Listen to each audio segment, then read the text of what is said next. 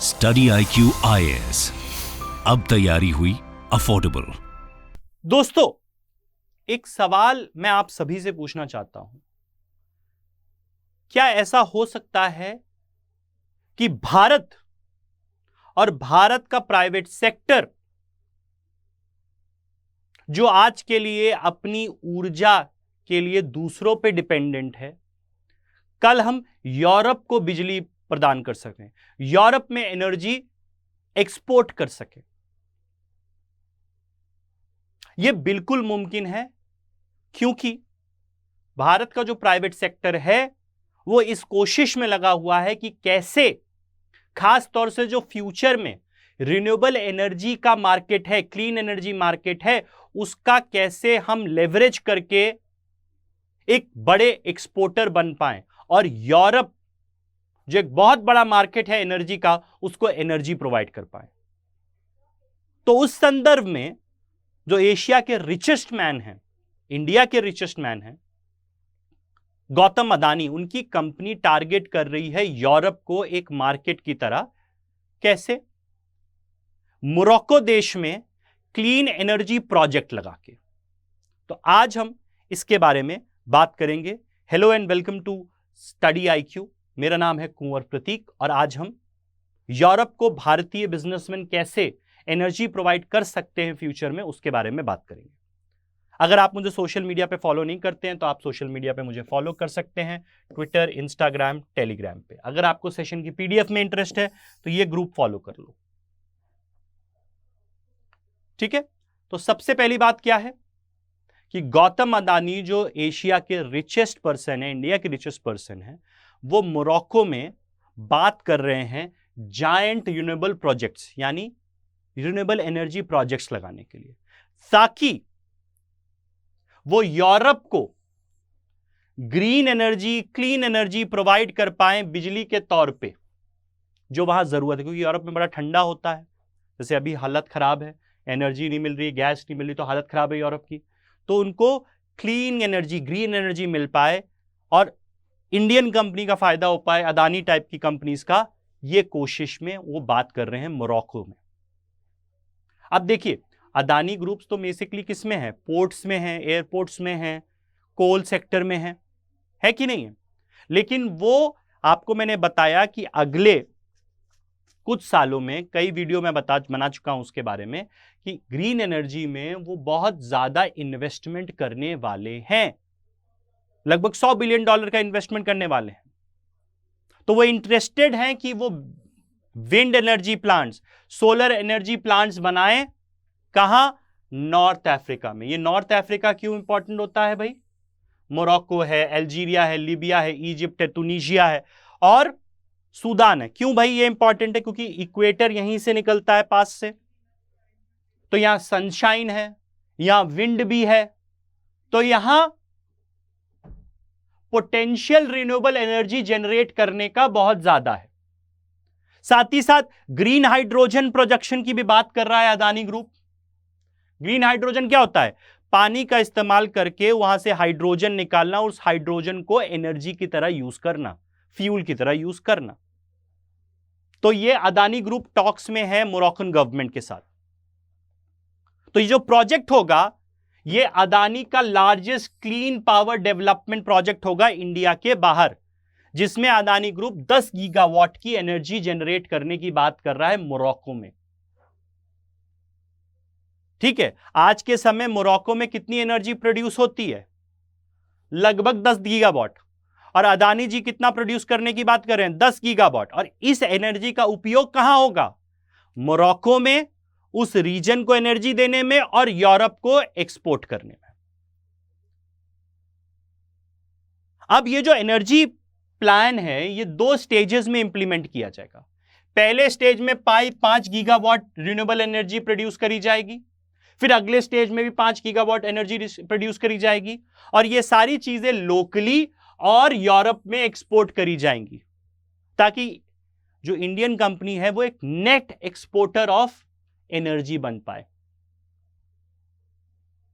तो ये जो प्रपोजल है, ये अदानी ग्रुप और जो मोरक्को की सरकारी कंपनी है एनर्जी, OCP ग्रुप, उसके बीच में बात हो रही है।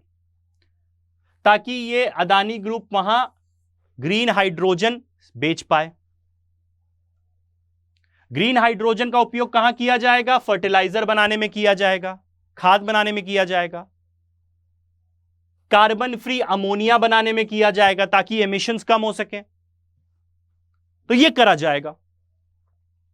साथ ही साथ देखिए, ग्रीन हाइड्रोजन एक अपकमिंग इमर्जिंग फील्ड है ग्रीन एनर्जी में, जिसमें पानी को इस्तेमाल करके स्प्लिट करके ग्रीन हाइड्रोजन इस्तेमाल किया जाएगा और हाइड्रोजन को ऊर्जा की तरह, फ्यूल की तरह यूज किया जाएगा।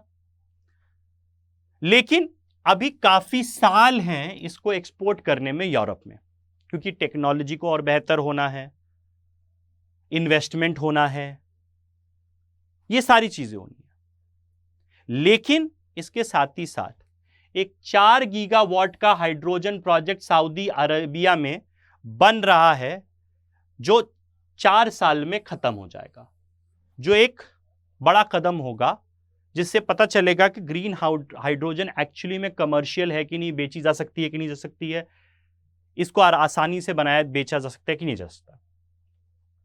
अब ये जो नेशंस ऑफ नॉर्थ अफ्रीका हैं, यहां क्यों इंटरेस्ट है? मिडिल ईस्ट क्यों इंटरेस्ट है? क्योंकि वहां सौर ऊर्जा ज्यादा है, गर्मी ज्यादा है, तो वहां सोलर एनर्जी हम प्रोड्यूस कर सकते हैं। विंड भी है तो विंड एनर्जी भी यूज कर सकते हैं, और उसका यूज करके हम ग्रीन हाइड्रोजन भी प्रोड्यूस कर सकते हैं, बिकॉज वहां अबंडेंट सनशाइन है, विंड है।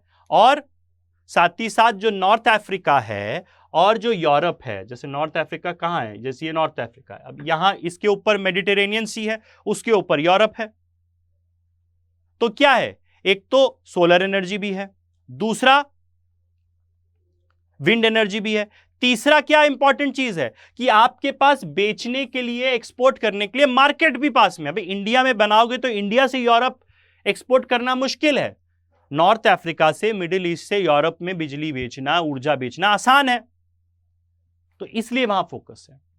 तो जुलाई में इंडिया की एक कंपनी है रिन्यू एनर्जी ग्लोबल, उसने एक समझौता साइन किया है $8 बिलियन का ग्रीन हाइड्रोजन प्रोजेक्ट बनाने के लिए। कहां? इजिप्ट में। तो सिर्फ अदानी ग्रुप नहीं है, बाकी सारी कंपनियां, इंडियंस भी ये करने की कोशिश कर रही हैं। लेकिन अदानी का ये एम है कि वो दुनिया का सबसे बड़ा क्लीन एनर्जी प्रोड्यूसर बनना चाहता है 2030 तक। तो वो ग्रीन एनर्जी में लगातार अपने इन्वेस्टमेंट्स बढ़ाएगा। आज के समय फॉसिल फ्यूल कोयले में उनका सबसे ज्यादा इन्वेस्टमेंट है, लेकिन वो ग्रीन सेक्टर्स में मार्केट लीडर बनना चाहते हैं, ताकि इंडिया में और इंडिया के बाहर भी वो डीकार्बनाइजेशन कर पाए, इंडस्ट्रीज को, लोगों को ग्रीन एनर्जी प्रोवाइड कर पाए। अब अदानी ग्रुप के कॉम्पिटिटर्स कौन है इंडिया में जो इसी चीज में अदानी ग्रुप को कंपटीशन देंगे? एक तो रिलायंस देगा, क्योंकि रिलायंस भी तो ग्रीन एनर्जी बिजनेस में जा रहा है, 3 गीगा फैक्ट्री बना रहा है। एनटीपीसी भी इसमें आ रहा है, नेशनल थर्मल पावर प्लांट सरकारी कंपनी है। इंडियन ऑयल कॉर्पोरेशन जो सरकारी कंपनी है, क्या है? ये लीडिंग चैंपियंस हैं क्लीन एनर्जी के इंडिया में। तो ये सब के सब अदानी ग्रुप को कंपटीशन देने की कोशिश करेंगे और ये दूर की बात नहीं है कि जब इंडियन कंपनीज यूरोप में, साउथ अमेरिका में ग्रीन क्लीन एनर्जी प्रोवाइड करेंगी। तो आई होप आप सभी को ये समझ में आई होगी क्लास। ये बहुत इंपॉर्टेंट कदम है, क्योंकि आज के समय हम क्या हैं, एनर्जी डिपेंडेंट हैं, कल हम एनर्जी एक्सपोर्ट करने लगेंगे, तो ये हमारे लिए बहुत बड़ी कदम है। अब जाने से पहले अगर आप यूपीएससी की तैयारी करना चाहते हो तो देर मत करिए, हमारे यूपीएससी लाइफ फाउंडेशन बैच में एनरोल कर लीजिए, एडमिशन ले लीजिए। ये आखिरी फाउंडेशन बैच है। फाउंडेशन बैच का मतलब होता है आपको हर चीज बहुत ही बेसिक स्तर से समझाई जाएगी, और इसमें आप ध्यान रखा जाएगा कि प्रीलिम्स और मेंस दोनों का सिलेबस आपका कवर हो।